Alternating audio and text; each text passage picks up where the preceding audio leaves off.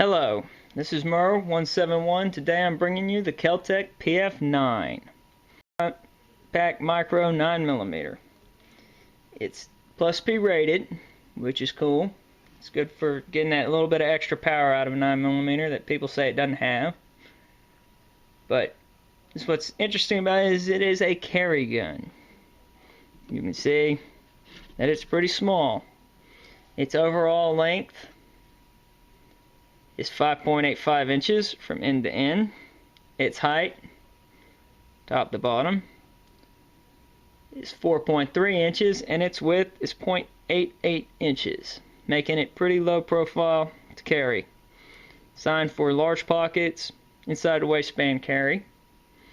The loaded magazine weighs about 5.5 ounces, and the overall gun weight unloaded is 12.7 ounces, less than a pound. Now, it comes with a 3.1 inch barrel, and its factory trigger pull desirable set weight is 5 pounds. It is double action. First we'll verify that it is unloaded. You can see in the breech there that there is no round. Verify there's no magazine. Okay. Now, oops, zoomed out a touch too much there. Alright, now I will demonstrate hammer. Here we go. Now you can see that the hammer, it will come all the way back and then fly forward, which will then fire the round, cycle the next round in, and then it will reset so that you can fire it again. Alright, that's pretty much how it will work right there. Now, of course, it's a 7+1 capacity firearm, and this is a 9mm short barrel gold dot. See the aggressive ribs going down the front of it for quick and rapid expansion. That's not the only reason I left this bullet out of the magazine. This gun was designed for the field breakdown to be accomplished with a single round of ammunition. Live or not live, doesn't much matter. But you slide it in a groove, just right here, and it will, and then you just lever it up like so. And then you can pull down the takedown bar. Boom, now it's out. Then you let this go forward. You never let a drop barrel firearm slam forward with no round in it.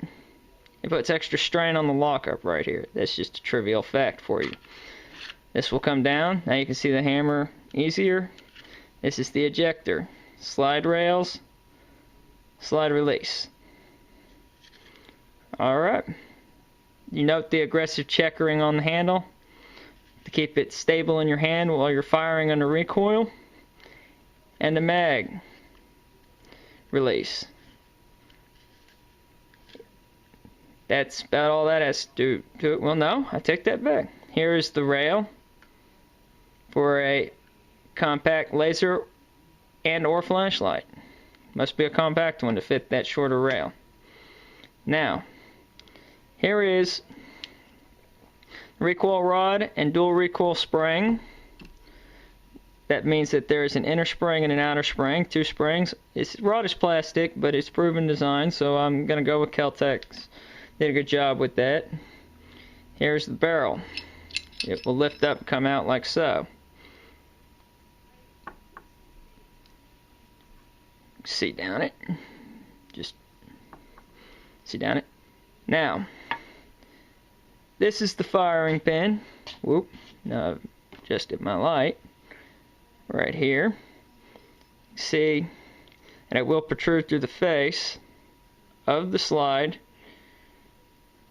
when you press it. Here is the extractor, which is basically a leaf spring bolted down. And that's about all there is to that. Notice that it's a hard chrome slide, which makes it very resistant to corrosion. That's a good thing, especially on a carry gun, because you don't know when you'll get caught out in the rain, and if you get caught out in the rain, you can't immediately just oil your gun. You might get some corrosion, so you want corrosion resistance in a carry gun. Alright, well, now let's put it back together. Here's slide rails, by the way. Take barrel, slide barrel in at angle, push down. You should never force it. If it didn't go, you didn't line something up right. Take it back out and try again. See it coming out the front there. Take the recoil rod and springs, push it into this groove right here. Then you should be able to bring it down, lock it into the groove on the barrel, like so. Make sure it's lined up sideways. Alright, now put the slide rail to slide rail, and you slide it down frame, like so, and you will bring it back all the way and lock it in place with the slide release, which is also a slide stop. Take your takedown pin. There's a spring right here. I'll see if I can zoom in on that for you. That spring is actually what holds takedown pin in the gun while you're firing it.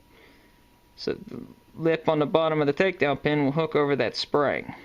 This guy right here. Take that. Make sure this is all lined up. See how that works? You want to line that up. Then you can take this takedown pin. See, it's not in yet. It's got to hook over the spring and push it. Did you hear the click? That was it jumping over the spring. That's what you wanted. Now,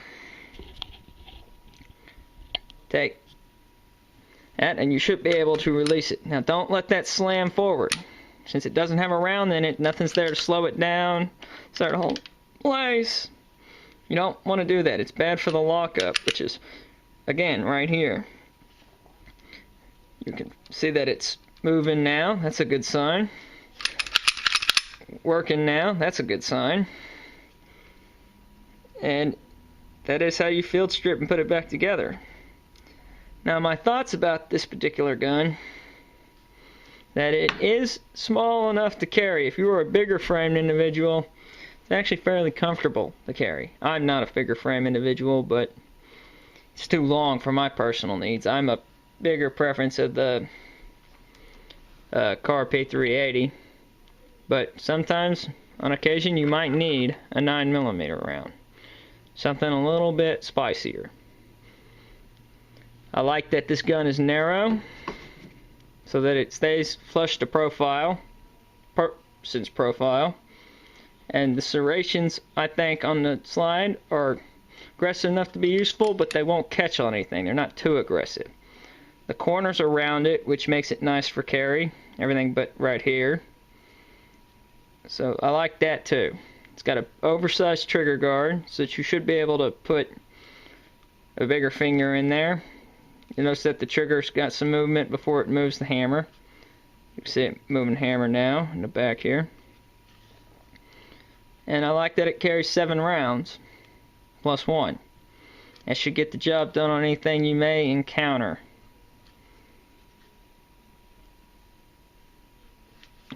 Now, that's my thoughts. That's a breakdown. If you have any questions, or just looking to chit-chat about PF9s, or you don't like them or you do like them, let me know. Leave me some comments. Happy to respond. And this is Murr 171. I'm signing off. Thank you for watching, and please subscribe.